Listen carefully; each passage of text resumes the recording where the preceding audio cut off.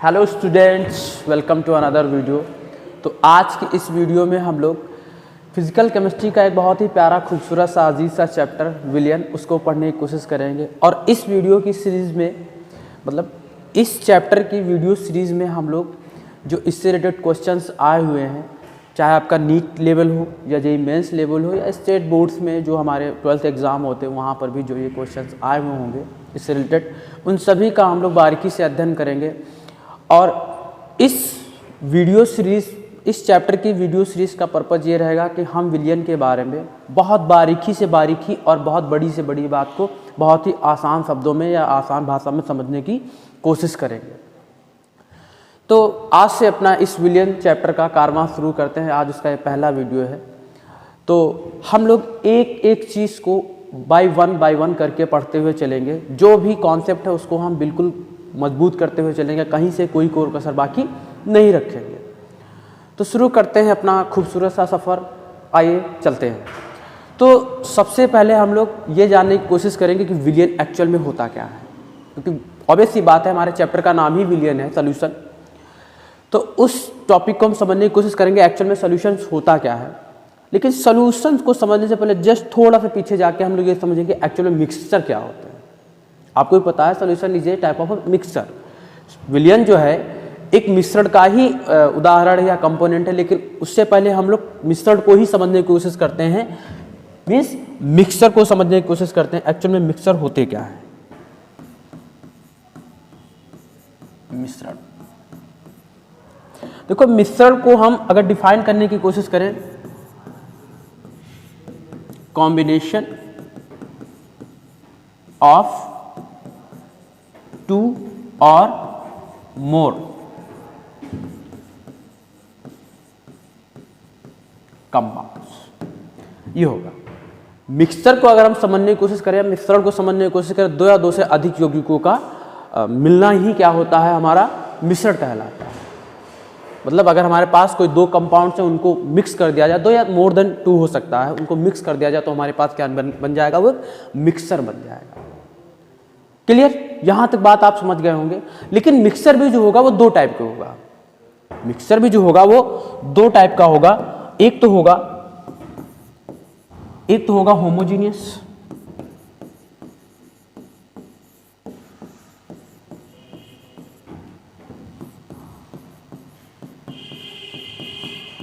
और दूसरा होगा हमारा हेट्रोजीनियस।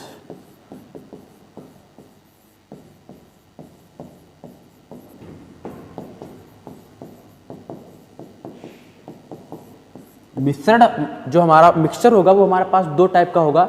एक तो होगा होमोजीनियस मिक्सचर और दूसरा होगा हेट्रोजीनियस मिक्सचर। अब हम लोग होमोजीनियस मिक्सचर और हेट्रोजीनियस मिक्सचर को समझने की कोशिश करते हैं। देखिए, आप जब दो कोई कंपाउंड इस तरीके से मिला दें कि उनको कैटेगराइज करना आसान हो जाए, वो हमारा क्या होगा, हेट्रोजीनियस मिक्सचर होगा। और उसमें फेज जो होंगे कितने होंगे, दो होंगे। फेज जो होंगे दो होंगे, मतलब परिक्षिप्त प्रावस्था।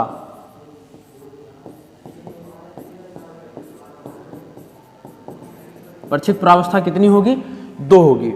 और होमोजेनियस समांगी मिश्रण वो होंगे जिनको आप कैटेगराइज ना कर पाओ। एक बार मिक्स हो गया तो आप उसमें नहीं कैटेगराइज कर पाओगे। जैसे आप मान के चलिए मिल्क में वाटर ऐड कर दीजिए, तो वहां पर आपको डिटरमाइन करना बहुत ही मुश्किल हो जाएगा। तो वो कैसा होगा, होमोजीनियस मिक्सचर होगा। उसका फेज जो होगा वो क्या होगा, आपका 1 होगा। फेज जो होगा क्या होगा आपका, वो 1 होगा। क्लियर? परिक्षिप्त प्रावस्था कितनी होगी, 1 होगी। आप उसमें कैटेगराइज नहीं कर सकते हो। तो बेसिकली हम इतना समझ पा रहे हैं, जो मिक्सचर होगा वो कितना टाइप का होगा, दो टाइप का होगा। एक तो हेट्रोजीनियस होगा, दूसरा होमोजीनियस होगा। इनके कुछ एग्जांपल्स हम लोग समझने की कोशिश करते हैं। देखिए, जैसे हम पहले हेट्रोजीनियस के एग्जांपल समझने की कोशिश करेंगे। देखिए, ये जो है मिल्क है, मिल्क में हमने ऐड कर रखा हुआ है। अब देखिए यहाँ पर जो कुछ हमने कंपोनेंट ऐड किया हुआ है, जेन्युइन सी बात है। तो देखो यहाँ पर क्या है, मिल्क अलग दिख रहा है और ये चीज़ अलग, पूरी तरीके से कंबाइन नहीं है। या अनदर एग्जांपल, आप एक सैलेड ले लीजिए। इसमें जो अनियन टोमेटो है वो क्या है, आपको साफ दिख रहा होगा। अनियन अलग है और टोमेटो अलग है, अर्थात टमाटर और प्याज बिल्कुल अलग अलग है। और यहाँ पर भी देख लीजिए कि हमारे पास वाटर हमने क्या ऐड कर दिया है, सैंड, पानी में जो है बालू मिला दी। अब जब सैंड मिला दोगे तो देखो इसमें वाटर और सैंड बिल्कुल क्या है, अलग अलग है। इसमें दो फेजेस हैं भाई, सैंड का अलग फेज दिख रहा है, वाटर का अलग फेज दिख रहा है, तो इसीलिए इसका फेज कितना हो जाएगा, 2 हो जाएगा। जितने भी एग्जांपल्स आपने हेट्रोजीनियस के देखे होंगे उसमें फेज क्या होगा, मोर देन 1 होगा। क्लियर। अब होमोजीनियस मिक्सचर की बात कर लेते हैं। जैसे ये हमारे पास आप कॉफ़ी या चाय समझ लीजिए, देखिए उसमें क्या है, आप इसको कैटेगराइज इसमें नहीं कर सकते हो कि मिल्क कहाँ है, वाटर कहाँ है, आप कुछ भी डिसाइड इसमें नहीं कर पाओगे, पूरी तरीके से कंबाइन है। और इसका फेज जो है वो कितना है, 1 है, उसका फेज कितना है, 1 है। या आप जूस ये ले लीजिए, इसमें इसका भी फेज कितना होगा, 1 ही होगा। अगर आप इसमें पानी ऐड भी कर दोगे तो आप उसको कैटेगराइज नहीं कर सकते हो। या आप शुगर एंड वाटर का मिक्सचर जो हमारे पास चीनी और पानी मिला दे तो शरबत जो बनता है वो हमारे पास क्या हो जाएगा, होमोजीनियस मिक्सचर होगा। कैसा मिक्सचर होगा, होमोजीनियस मिक्सचर होगा। और यहाँ पर भी फेज जो होगा कितना होगा, 1 होगा। यहाँ पर जो फेज होगा कितना होगा, 1 होगा। उम्मीद है आपको ये बात समझ में आई होगी। तो हम क्या समझ पाए, बेसिकली मिक्सचर जो होते हैं वो 2 टाइप के होंगे, एक तो होमोजीनियस होगा, दूसरा हेट्रोजीनियस होगा। क्लियर। अब हम समझने की कोशिश करते हैं, सॉल्यूशन जो है उसकी डेफिनेशन को समझने की कोशिश करते हैं। देखो जो सॉल्यूशन है उसकी डेफिनेशन को समझने की कोशिश करते हैं, एक्चुअल में सॉल्यूशन होता क्या है।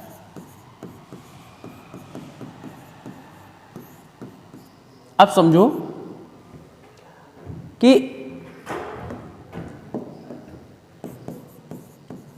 होमोजीनियस मिक्सचर ऑफ 2 और मोर कंपाउंड, मतलब 2 या 2 से अधिक यौगिकों के समांगी मिश्रण को। मतलब आपके पास अगर 2 या 2 से मोर कंपाउंड हैं, 2 या 2 से अधिक कंपाउंड है, उनका होमोजीनियस मिक्सचर कर दिया जाए, वो हमारा क्या होगा, सॉल्यूशन होगा। वो क्या होगा, हमारे पास सॉल्यूशन होगा। मतलब 2 या 2 से अधिक यौगिकों के समांगी मिश्रण को क्या बोलते हैं, विलयन बोलते हैं। कैसी परिभाषा, डेफिनेशन निकल के आई कि आपके पास जितने भी होमोजीनियस मिक्सचर होंगे वो क्या होंगे, सॉल्यूशन होंगे, और जो हेट्रोजीनियस मिक्सचर होते हैं वो सॉल्यूशन नहीं होते। क्लियर। उम्मीद है बात आप समझ पा रहे हो, इस बात को एंजॉय कर रहे होंगे कि जो हमारे पास सॉल्यूशन होगा वो क्या होता है, solution is a type of homogeneous mixture. वे भी हम बोल सकते हैं सॉल्यूशन जो है, सॉल्यूशन इज होमोजीनियस मिक्सचर। बोल सकते हैं कि नहीं बोल सकते। अर्थात जो हमारे पास विलयन होता है वो समांगी मिश्रण होता है। विलयन क्या होता है, हमारे पास समांगी मिश्रण होता है। Solution is A homogeneous mixture. एक कंक्लूजन यहां से और निकल आ रहा होगा, इट मीन्स क्या हुआ कि जितने हमारे सॉल्यूशंस होंगे, जो भी हमारे पास सॉल्यूशन होगा वो क्या होगा, मिक्सचर होगा। बट सारे मिक्सचर सॉल्यूशन नहीं हो सकते हैं, क्योंकि मिक्सचर को हो सकता है वो हेट्रोजीनियस भी मिक्सचर हो सकता है, तो हेट्रोजीनियस मिक्सचर सॉल्यूशन थोड़ी ना होगा। लेकिन ये कंफर्म कि जितने सॉल्यूशन होंगे वो क्या होंगे, होमोजीनियस मिक्सचर होंगे। क्लियर। तो हम बोल सकते हैं कि all solution is mixture but all mixture is not solution, बोल सकते हैं।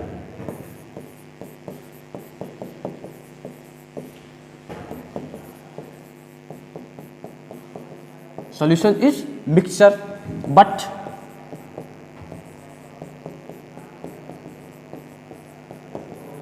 mixture is not solutions। Mixtures जो होंगे वो कभी भी सॉल्यूशन जो कंफर्म ही नहीं है कि सॉल्यूशन हो ही।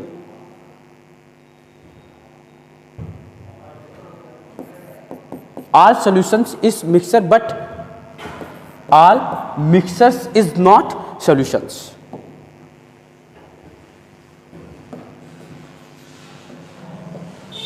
क्लियर।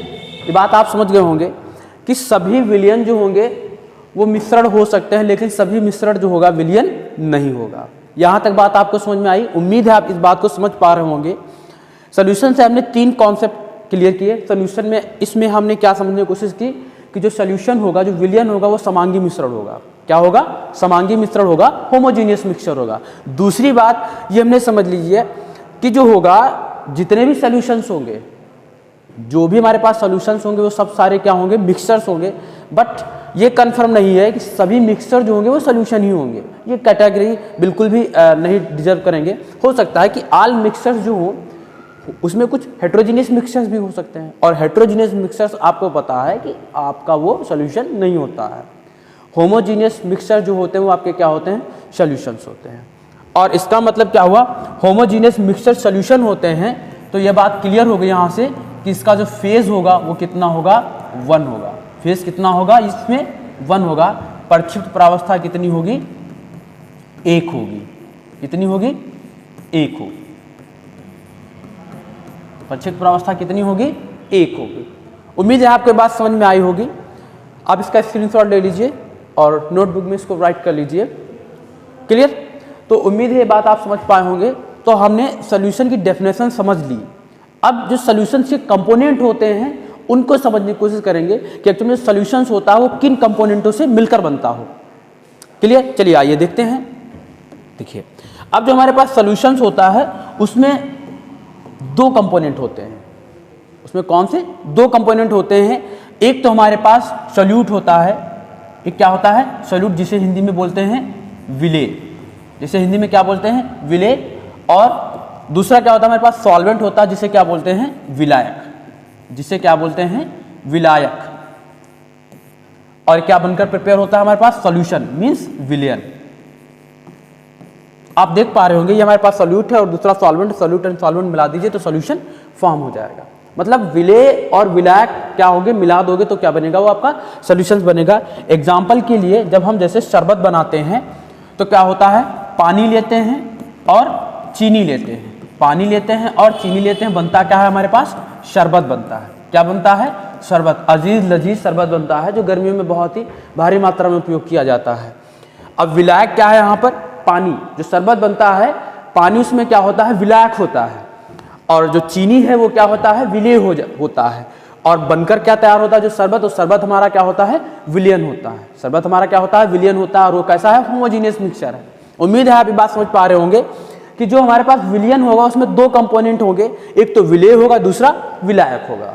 और सबसे इंटरेस्टिंग बात है, जो आपके पास इस चैप्टर से न्यूमेरिकल्स आते हैं, जितना जरूरी उन न्यूमेरिकल्स लगाना आप जितना आसान करना चाहोगे, उसमें ये बहुत अहम हो जाता है समझना कि कौन विलेय होगा और कौन विलायक होगा। मतलब मीन्स कौन सॉल्यूट होगा और कौन सॉल्वेंट होगा। आपके पास जो सॉल्यूशन चैप्टर का न्यूमेरिकल्स आए, बस अगर आप उसमें ये कैटेगराइज कर ले गए कि कौन सॉल्यूट है कौन सॉल्वेंट है, तो आप बहुत हद तक समझ लीजिए उस क्वेश्चन को टैकल कर पाएंगे और बहुत आपके लिए आसान हो जाएगा उस क्वेश्चन को सॉल्व करना।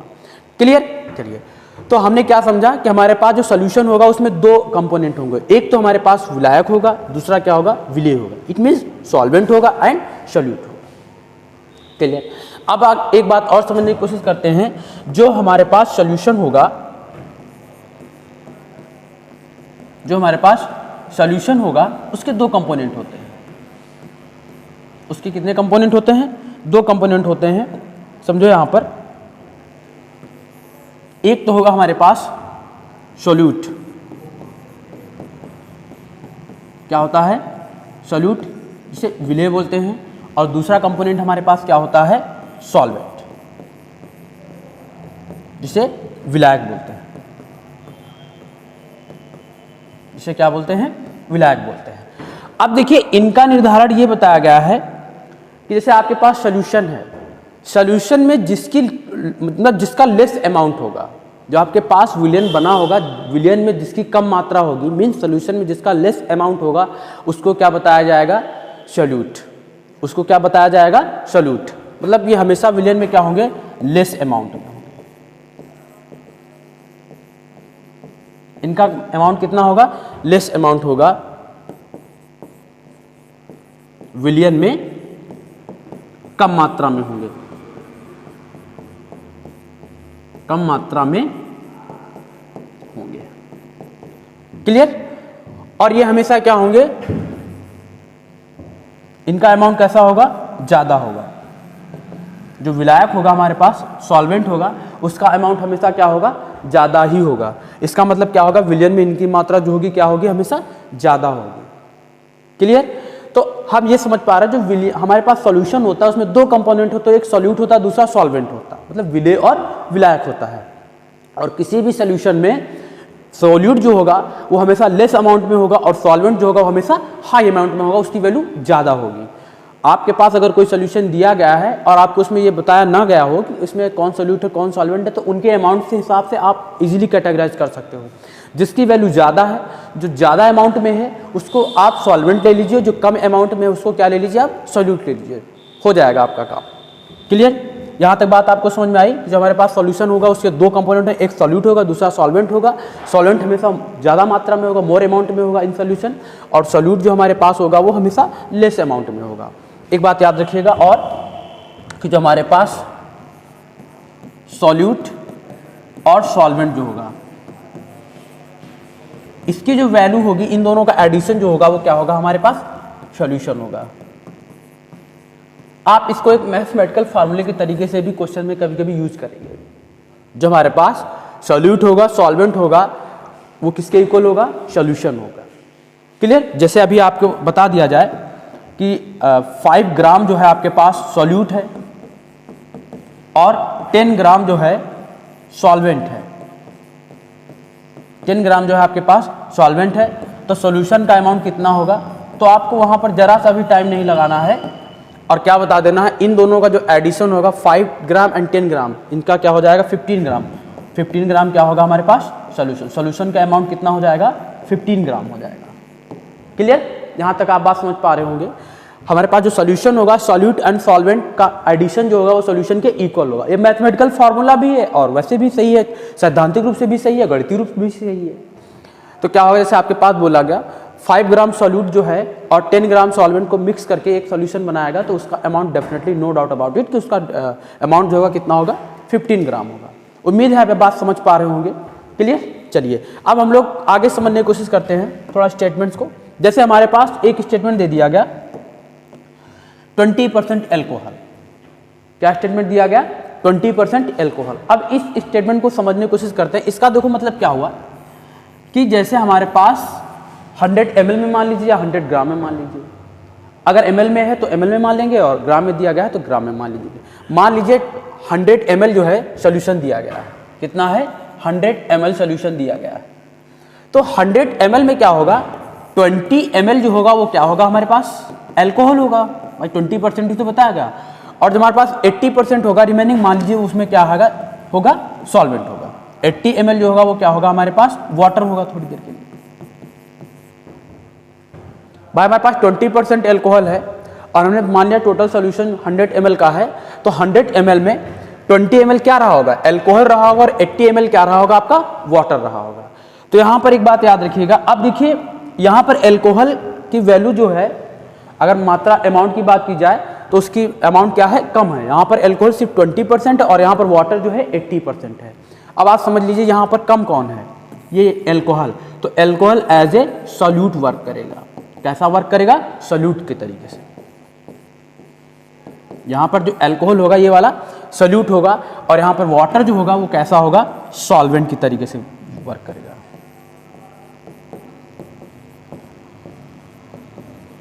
कैसा वर्क करेगा, सॉल्वेंट की तरीके से, विलायक की तरीके से।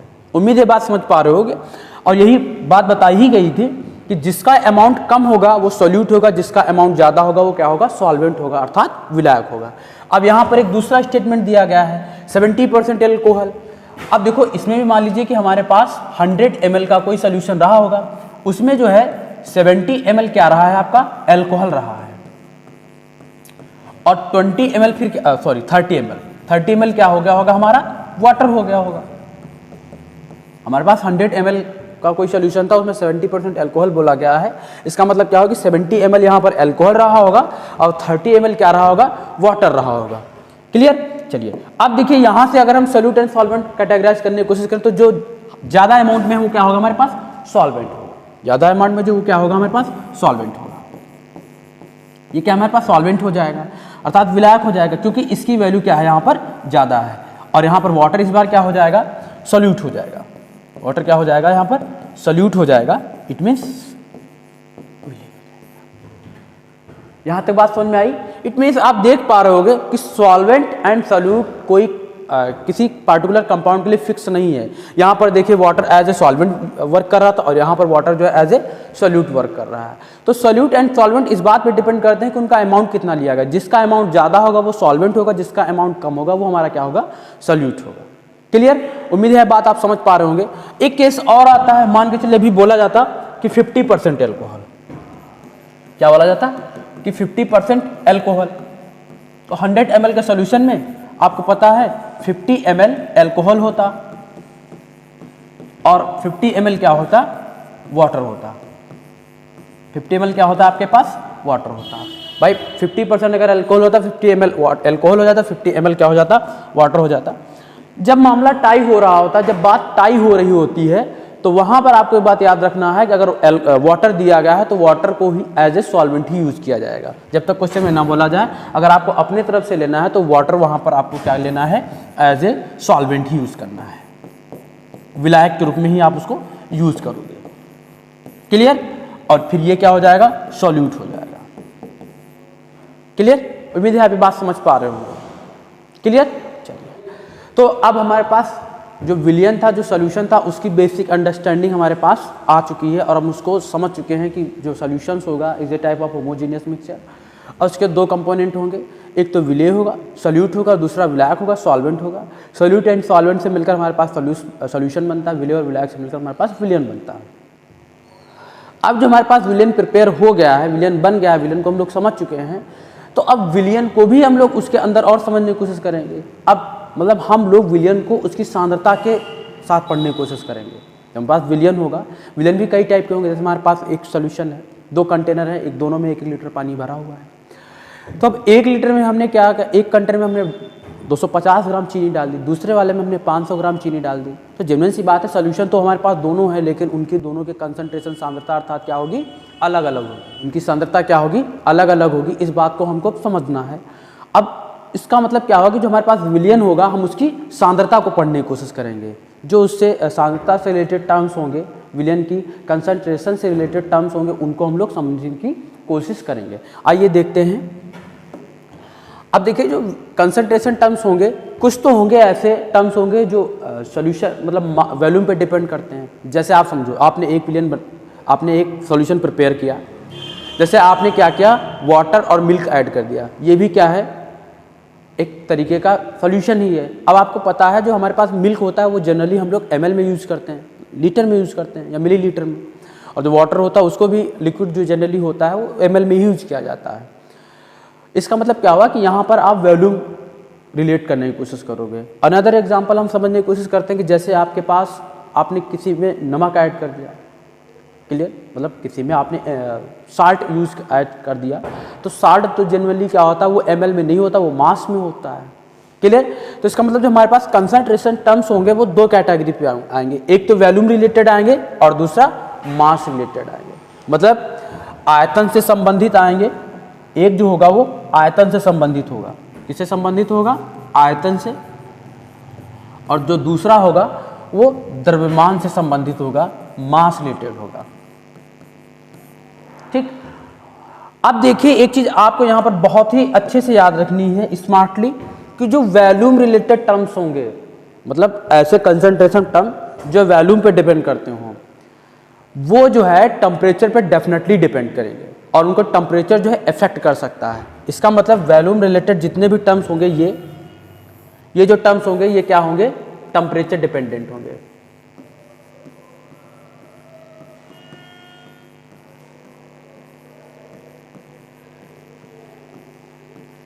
कैसे होंगे? टेम्परेचर डिपेंडेंट, मतलब तापमान पर निर्भर करेंगे।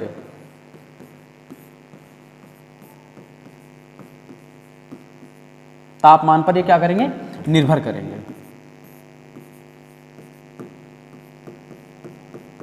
बात आप समझ पा रहे हो कि जिस कंसंट्रेशन टर्म्स में वॉल्यूम टर्म्स आ जाए, समझ लीजिए कि वो क्या होगा, टेम्परेचर पर डिपेंड करेगा। डेफिनेटली उसमें कोई शक की गुंजाइश ही नहीं है। और ऐसे ही अगर कोई मास रिलेटेड टर्म्स हैं, इसमें वॉल्यूम आयतन की बात ना की जाए, द्रव्यमान की बात की जाए, तो वहां पे याद रखिएगा वो टेम्परेचर पे डिपेंड नहीं कर रहे होंगे, ये टेम्परेचर इंडिपेंडेंट होंगे। ये टेम्परेचर इंडिपेंडेंट होंगे।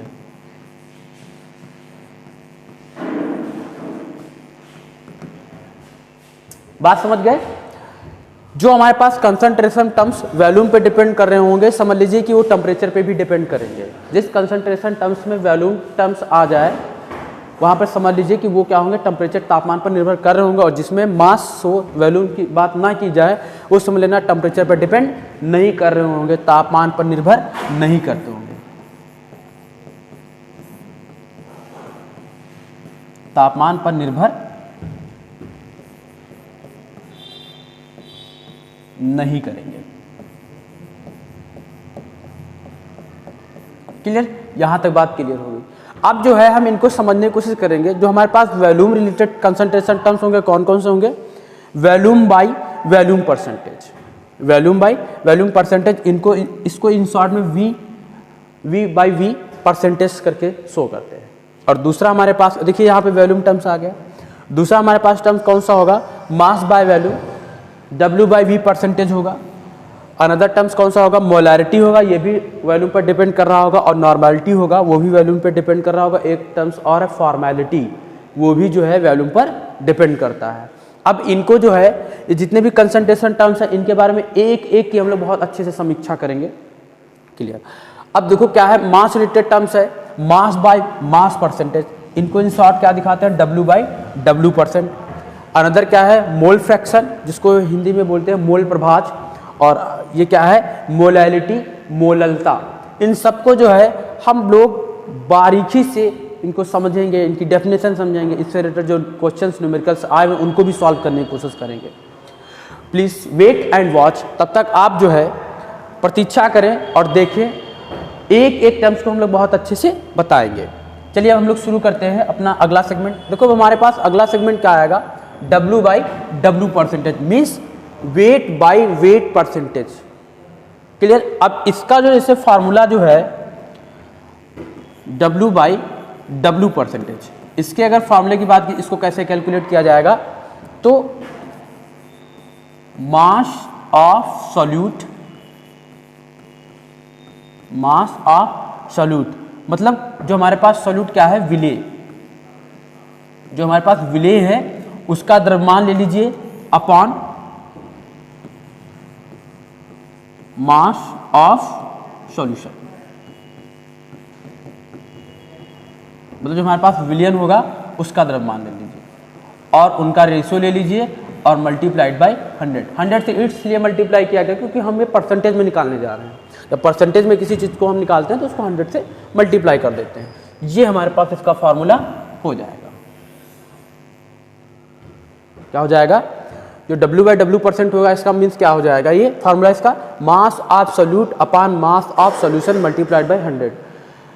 विलेय का द्रव्यमान बटे विलियन का द्रव्यमान मल्टीप्लाइड बाय 100, 100 से गुणा करा दीजिए, हमारे पास क्या निकल के आएगा? W बाई W परसेंटेज निकल के आ जाएगा। ये इसका फॉर्मूला है।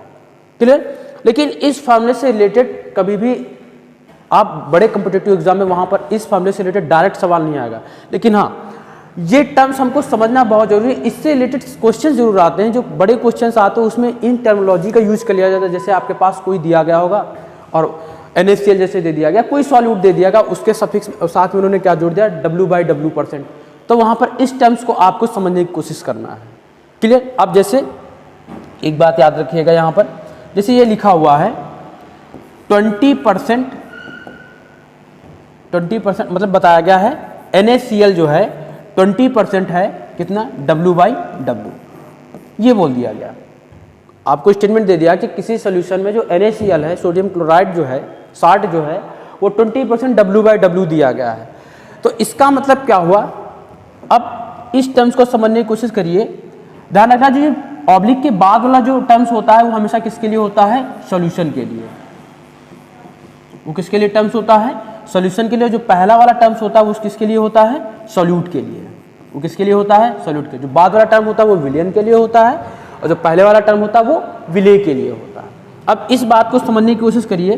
देखिए यहाँ पर भी W है और यहाँ पर भी W। इसका मतलब क्या हुआ कि सॉल्यूशन एंड सॉल्यूट, विलेय और विलियन दोनों किसमें? ग्राम में लिए जाएंगे। मतलब मास लिया गया, उनका वॉल्यूम किसी भी प्रकार का यहाँ पे नहीं लिया गया है। अब ये बता दिया गया कि NaCl 20% W/W, इसका मतलब क्या हुआ कि मतलब यदि, इस बात को समझिए, यदि विलयन 100 ग्राम है तो उसमें 100 ग्राम है तो उसमें 20 ग्राम NaCl होगा। Clear? If solution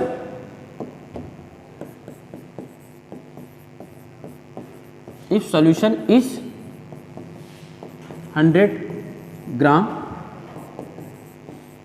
then 20 gram NaCl will be in it।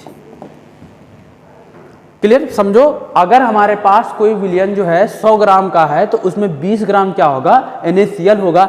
इस बात का मतलब ये हुआ जो ये बात लिखी गई। अगर कहीं पे लिखा गया है, जैसे मैंने एक एग्जांपल दिया, ऐसे बहुत सारे टर्मिनोलॉजी आपको यूज किया जाएगा। जैसे लिखा NaCl 20% W/W, इसका मतलब क्या हुआ कि आपका जो अगर सोल्यूशन 100 ग्राम का है तो उस 100 ग्राम सोल्यूशन में 20 ग्राम क्या होगा? आपका NaCl होगा। 20 ग्राम क्या होगा? आपका NaCl होगा। क्लियर? अब यहां से एक बात और निकाल लीजिए, क्या कि अगर हमारे पास टोटल सोल्यूशन 100 ग्राम है और NaCl 20 ग्राम है तो 80 ग्राम क्या हमारे पास बचा होगा? सोल्यूट। तो यहां पर सोल्यूट क्या हो जाएगा हमारे पास? Sorry, solvent. सॉल्वेंट जो हो जाएगा हमारे पास वो कितना हो जाएगा? 80 ग्राम। क्या हो जाएगा हमारे पास? 80 ग्राम। क्लियर? उम्मीद है आप इस बात को समझ पा रहे होगे।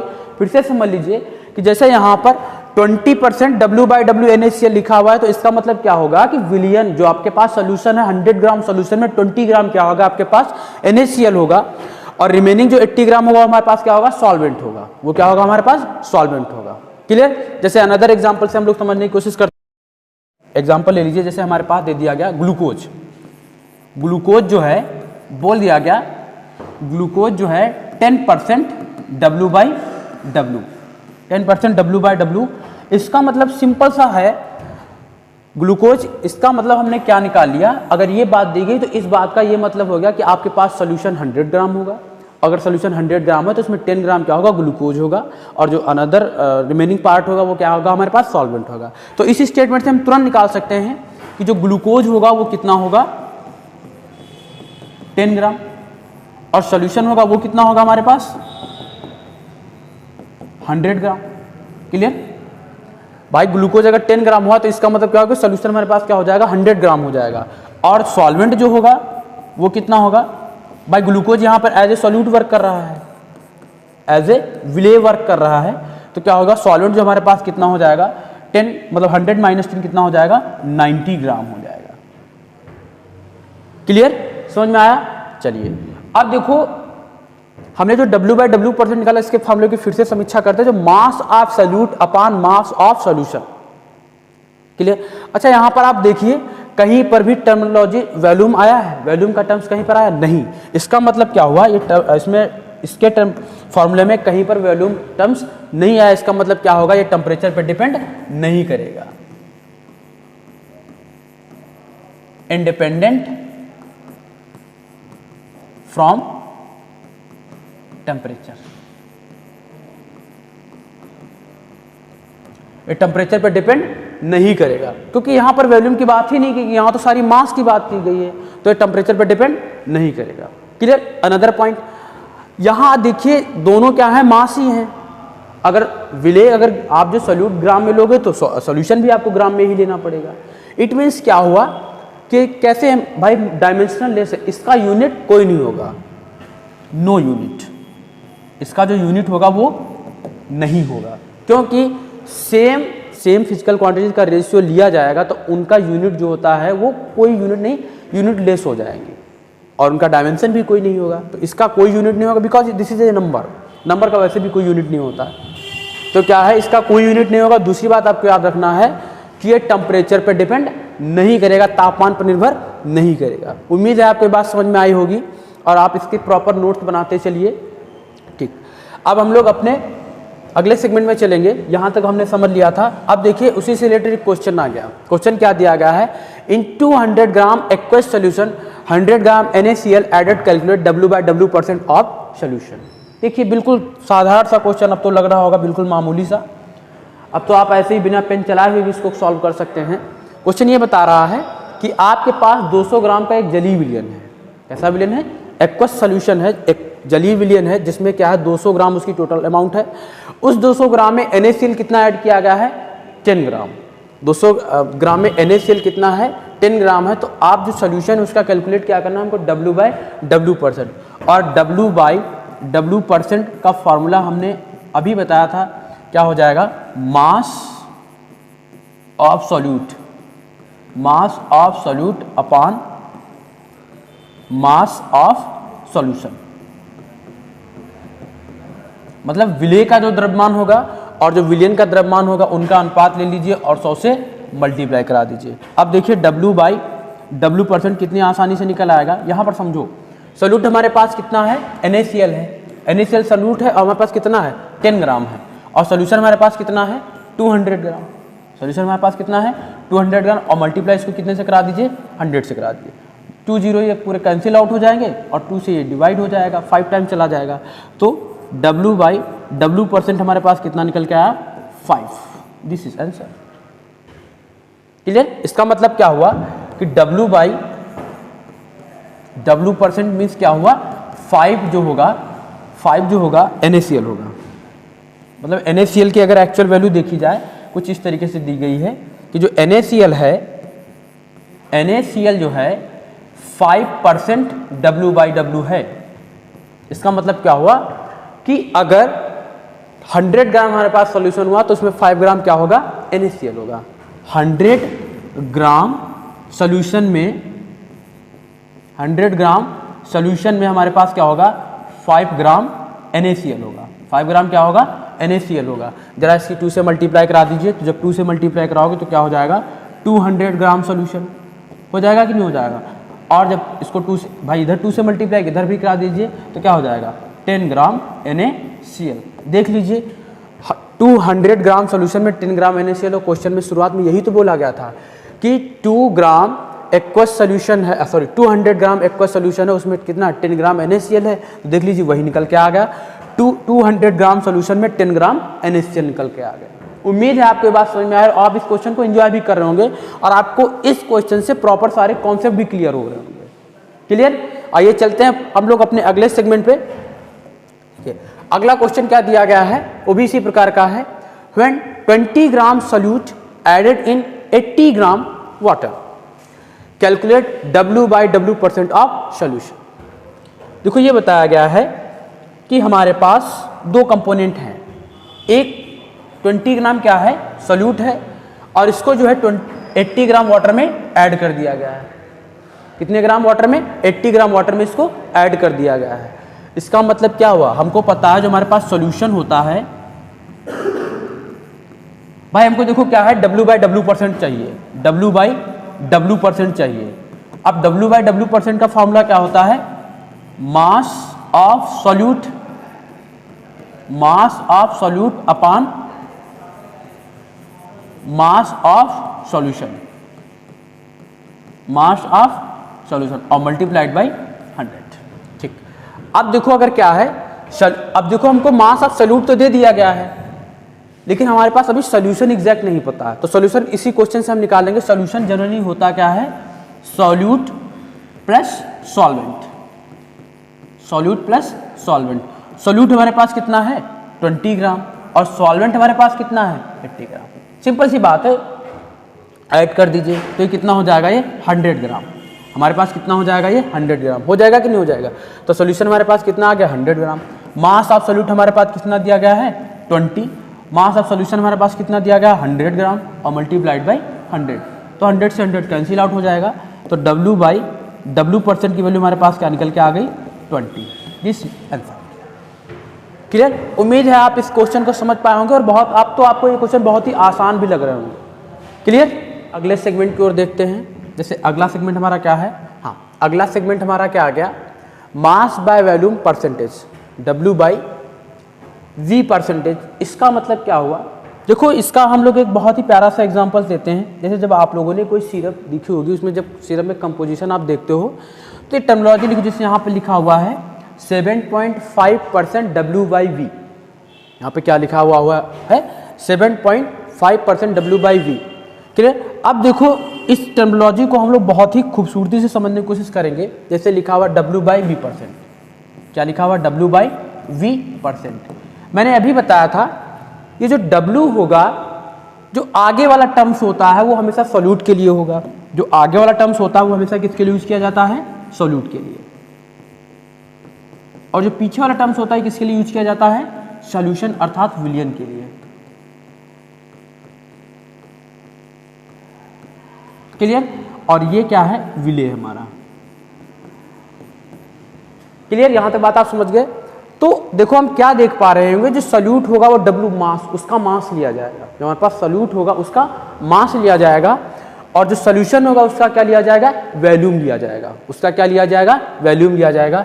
तो इस हिसाब से फॉर्मूला हमारे पास क्या बन जाएगा?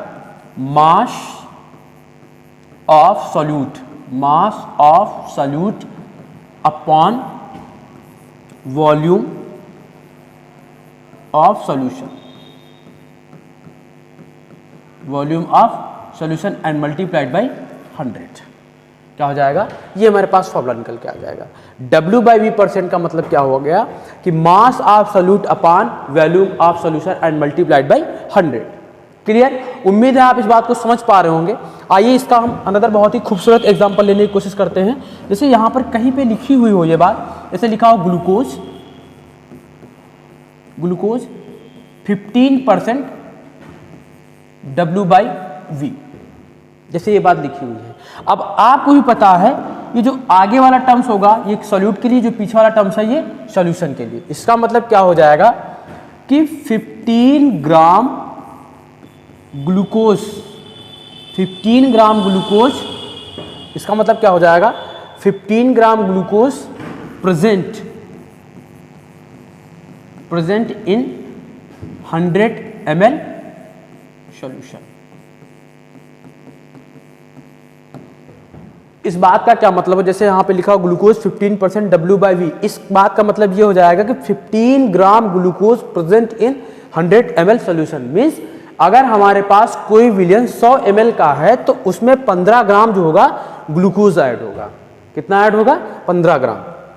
क्लियर? अनदर एग्जांपल हम लोग समझने की कोशिश करते हैं। जैसे यहाँ पर कोई एग्जांपल हमारे पास इस तरीके से दे दिया जाए, जैसे दे दिया जाए NaCl 35% W/V। क्लियर? तो इसका मतलब क्या हो जाएगा कि 35 ग्राम NaCl, 35 gram NaCl present in 35 gram NaCl present in 100 ml solution, 100 ml solution. Clear? ये बात आप समझ पा रहे होंगे कि यहां पर क्या हो जाएगा। इस बात का मतलब क्या हो जाएगा कि 35 ग्राम NaCl, जो NaCl होगा 35 ग्राम और 100 ml सॉल्यूशन में प्रेजेंट होगा। Are you getting my point? उम्मीद है आप मेरी बात समझ पा रहे होंगे। लेकिन यहाँ पर आपको एक थोड़ी सी कंफ्यूजन आ रही होगी। कंफ्यूजन ये होगी कि यहाँ पर जो सॉल्यूट है वो ग्राम में दिया गया है, सॉल्यूशन जो वो ml में दिया गया है। अब अगर हमको यहाँ पर जैसे सॉल्यूट दे दिया गया, सॉल्यूशन दे दिया गया, अगर यहाँ पर हमको सॉल्वेंट की वैल्यू पूछ लेता, जैसे अभी बोल दिया जाए, जैसे अब यहाँ पर यही बात आपको बोल दी जाए कि दिया गया है कि 35 ग्राम NaCl है और 100 ml सॉल्यूशन है, 35 ग्राम NaCl और 100 ml सॉल्यूशन है, तो इसमें सॉल्वेंट कितना होगा? आपसे पूछा जाए इसमें सॉल्वेंट कितना होगा, तब आप कैसे, अब जेन्युइन सी बात, आप इसको माइनस तो कर नहीं सकते बिकॉज क्योंकि ये तो ग्राम में दिया गया और ये ml में दिया गया है। अब आप ना ही इसको माइनस करने का कोई चांस ही नहीं है। देखो आप सेम फिजिकल क्वांटिटीज को ऐड या सब्सट्रैक्ट कर सकते हो, या तो यहाँ पर ml होता तब हो जाता, या तो यहाँ पर ग्राम होता। जैसे पिछले W/W% वाले में क्या था, इजीली हम उसको कर सकते थे क्योंकि दोनों वहाँ पर क्वांटिटी कैसे थी, ग्राम में दी गई थी। लेकिन यहाँ पर ये प्रॉब्लम फेस कर रही है आ रही है प्रॉब्लम। प्रॉब्लम क्या है कि यहाँ पर ये ग्राम में है और ये ml में है, और अगर आपसे सॉल्वेंट की वैल्यू पूछ ले तब तो नहीं होगा। लेकिन वहाँ पर जब सॉल्वेंट, जैसे इस कंडीशन में अगर सॉल्वेंट की वैल्यू पूछेगा तो एक टर्म्स दिया गया होगा विच इज डेंसिटी। अगर जैसे यहाँ पर 35 ग्राम NaCl 100 ml सोल्यूशन की बात की गई है, और यहाँ से अगर आपसे सॉल्वेंट की वैल्यू पूछ ली जाए तो यहाँ पर एक चीज़ डेफिनेटली दी गई होगी, वो क्या दी गई होगी? डेंसिटी। क्योंकि डेंसिटी ही एक ऐसा है जो मास को वॉल्यूम से रिलेट करता है। आपको पता होना चाहिए जो डेंसिटी होगा वो क्या होता है? Mass by volume. वो क्या होता है? Mass by volume. क्लियर? अब देखो हम यहां पर क्या देख पा रहे हैं कि अगर हमको, देखो अगर हमको जैसे वॉल्यूम चाहिए, क्या चाहिए? वॉल्यूम। तो वॉल्यूम मिल जाएगा इजीली हमको, क्या हो जाएगा?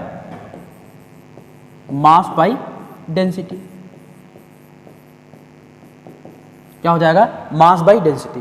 भाई वॉल्यूम इधर आ जाएगा, डेंसिटी अपॉन में आ जाएगा। क्लियर? और अगर हमको मास चाहिए होगा तब क्या हो जाएगा? तो क्या हो जाएगा? Density into volume. ये बात आपको याद रखनी है। मास को वॉल्यूम में या वॉल्यूम को मास में जो कन्वर्टर होगा वो हमारा क्या होगा? डेंसिटी होगा।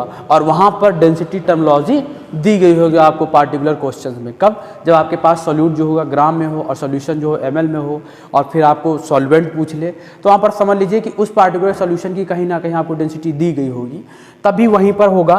क्योंकि डेंसिटी ही एक ऐसी टर्म्स है जो सॉल्यूशन और वॉल्यूम और मास को चेंज कर सकता है। मास को वॉल्यूम में, वॉल्यूम से मास में चेंज करने के लिए क्या चाहिए? हमको एक डेंसिटी टर्मिनोलॉजी चाहिए। उम्मीद है आप ये बात समझ पा रहे होंगे और इस टर्मिनोलॉजी का मतलब भी बहुत अच्छे से समझ पा रहे होंगे।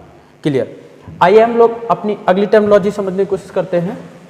जैसे अगली टर्मिनोलॉजी हमारे पास क्या दिया गया है? वॉल्यूम बाय वॉल्यूम परसेंटेज, और इसको इन शॉर्ट में क्या दिखाते हैं? V by V percentage. आप यहाँ पर देखिए, आप इसको अब तो आसानी से दिमाग लगा पा रहे होंगे कि यहाँ पर दोनों बात वॉल्यूम में की गई। यहाँ पर हमारे पास क्या हो जाना चाहिए कि सॉल्यूट जो होगा वो भी वॉल्यूम से रिलेट करेगा और जो सॉल्यूशन होगा वो भी वॉल्यूम से रिलेट करेगा। इट मीन्स क्या हो जाएगा? क्या हो जाएगा? मास, सॉरी यहाँ पर क्या हो जाएगा? Volume of solute upon volume of solution. Volume of solute upon volume of solution and multiplied by 100। इसका ये जनरल सा फॉर्मूला बन जाएगा। अब आपको ये बात बहुत आसान भी लग रही है, आप इजीली इसको समझ भी पा रहे होंगे कि जो V बाई V परसेंट दिया गया इसका मतलब क्या हो जाएगा? Volume of solute upon volume of solution multiplied by 100। अच्छा, पीछे वाले क्वेश्चन में एक बात बताना भूल गए थे, सॉरी पीछे वाले सेगमेंट में एक बात बताना भूल गए थे कि यहाँ पर देखो जो आपके पास ये टर्मिनोलॉजी होगी W बाई V परसेंट। देखो यहाँ पर जो है वॉल्यूम टर्मिनोलॉजी आई थी, वॉल्यूम की टर्मिनोलॉजी आई थी, इसका मतलब क्या होगा? ये टेम्परेचर डिपेंडेंट होगा। Temperature dependent.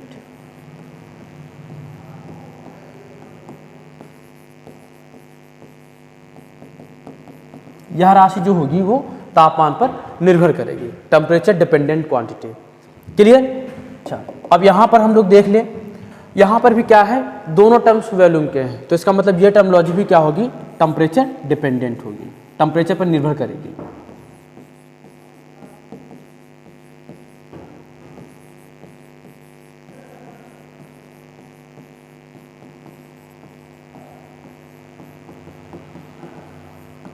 ये कैसी क्वांटिटी होगी?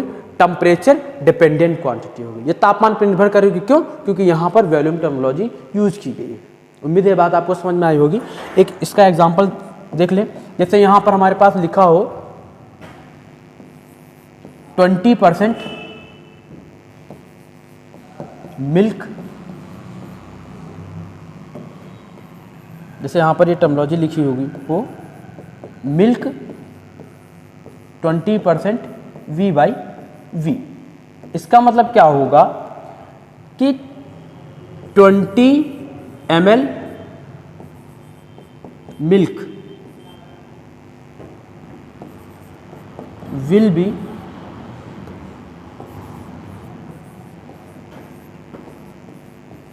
present in 100 ml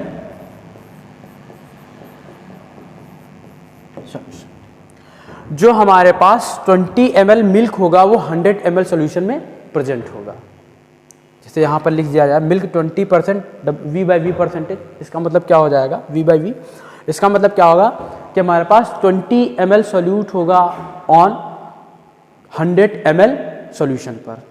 clear? उम्मीद है आपको ये टर्मोलॉजी अच्छे से समझ में आई होगी और आपको एक एक बात जो है बहुत अच्छे समझ में आई होगी और बहुत बारीकी से आप इन चीज़ों को समझा होगा। आप अपने जो क्वेश्चंस बुक है उसमें से W/W और V/W और W/V और V/V परसेंटेज से रिलेटेड जो न्यूमेरिकल्स हैं आप उनको सॉल्व करिए। और हम लोग अपने अगले वीडियो में मोलैरिटी से शुरुआत करेंगे। कंसंट्रेशन टर्म्स कुछ रहेगा, जैसे नॉर्मलिटी रह गया, मोलैलिटी रह गया है और मोलैरिटी रह गया है। तो अपने अपकमिंग वीडियो में हम लोग मोलैरिटी, नॉर्मलिटी और मोलैरिटी का डिस्कशन करेंगे। उसके आने वाले अपकमिंग वीडियोज़ में हम लोग इवेपोराइजेशन और फिर कॉलिगेटिव प्रॉपर्टीज़ होंगी, रॉड्स लॉ होंगे, इन सब के बारे में एक एक चीज़ पर बहुत अच्छे से अध्ययन करेंगे। तो आज के इस वीडियो में इतना ही, मिलते हैं अपने अगले वीडियो में, तब तक के लिए अपना खास ख्याल रखें। जय हिंद।